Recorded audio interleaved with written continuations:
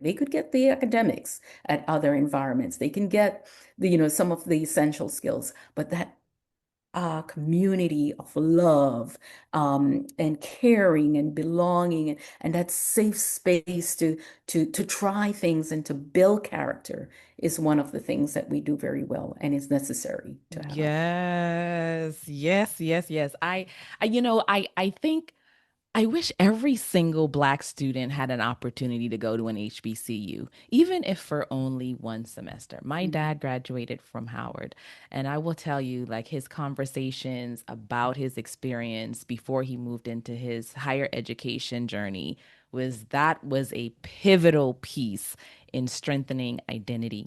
I want to start to pull some dots together for the audience and tapping back into that barrier identification that we started with and we shared.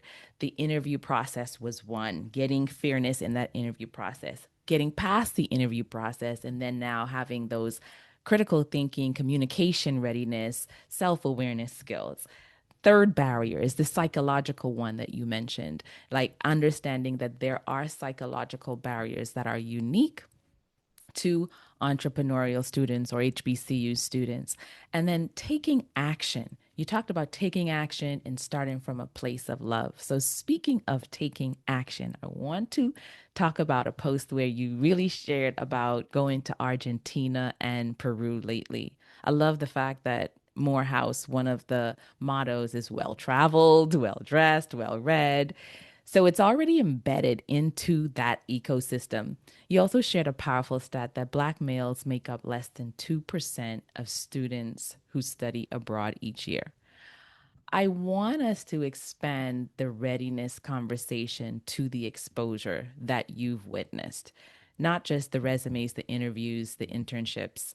What kind of readiness gets developed when Black men or Black students are exposed to the world, to the global Black experience? What changes in themselves? What do they come back with when they have an exposure like that?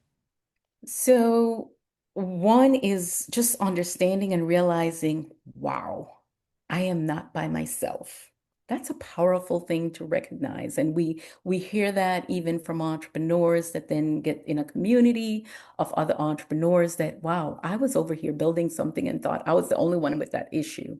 When you travel, and particularly for the programs that I lead, it is intentionally focused on understanding the Black diaspora, that there are other Black folks that are all over this world.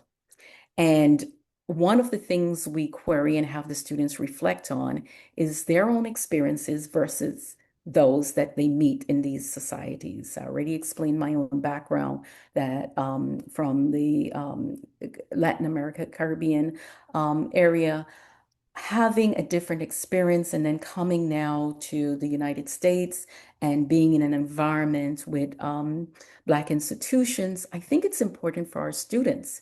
And by the way, not only Black students, but particularly Black students, but all students, as part of the learning process to know, and I think this was going to help with that love factor. If Yes. you get to meet other people in the world and realize that we are all having these things in common, that we're more alike than we're different, I think we would have some break down some of these issues that we're seeing in society of these silos and white supremacy. Because at the end of the day, when you see other communities, other history, other cultures, thriving and doing things and living a different lifestyle, you realize that this little bubble that I've been in is not it.